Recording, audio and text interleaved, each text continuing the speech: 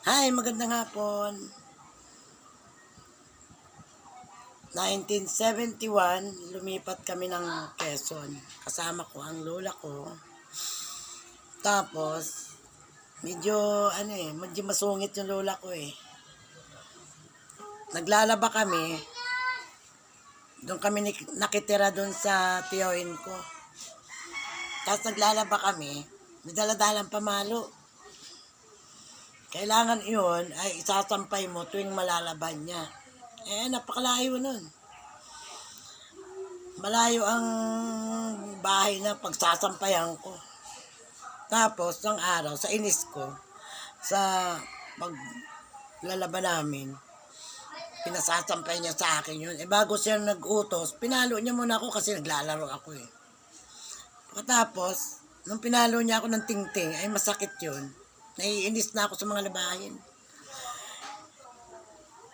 Nakakita ako ng mataas na mangga. Sa tapat nun, hinulog ko lahat yung mga labahin, inalis ko sa planggana.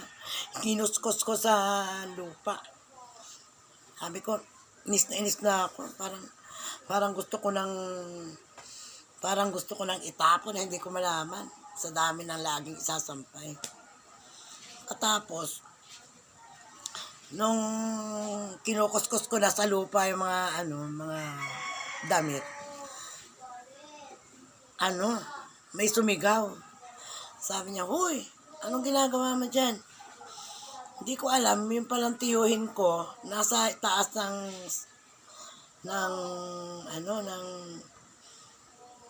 nasa taas ng santol.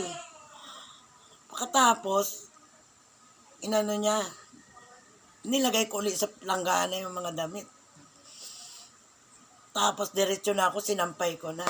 Nung matuyo, alam mo, hindi pala yan nagdudumi, yung mga buhangin na yan, hindi pala yan nadumi sa damit. Malinis pa rin.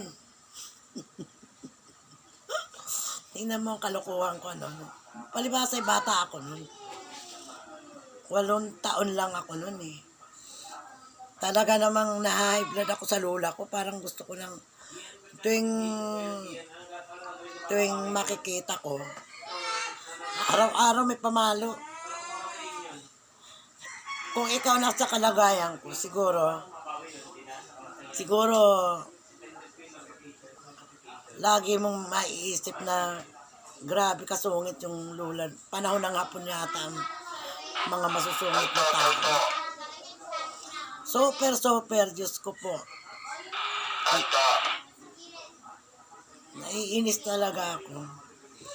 Pero nung tumanda siya, ako rin naman ang nag-alaga. Hanggang sa mamatay siya. Yun yung masayang kwento ng mundo.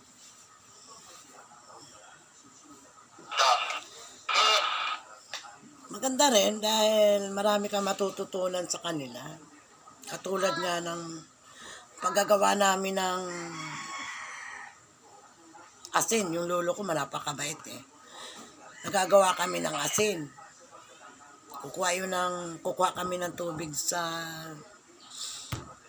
dagat sa malayo. Yung kulay green na yung tubig. Yung alat na tubig. Tapos, ilalagay namin yun sa yerong na napakalaki.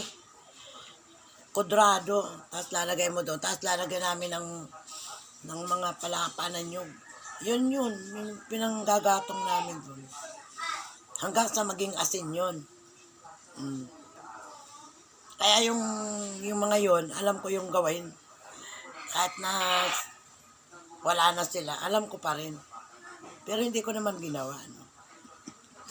Hindi ko ginawa kasi andito na ako sa Maynila, wala nang dagat dito. Bibili na lang.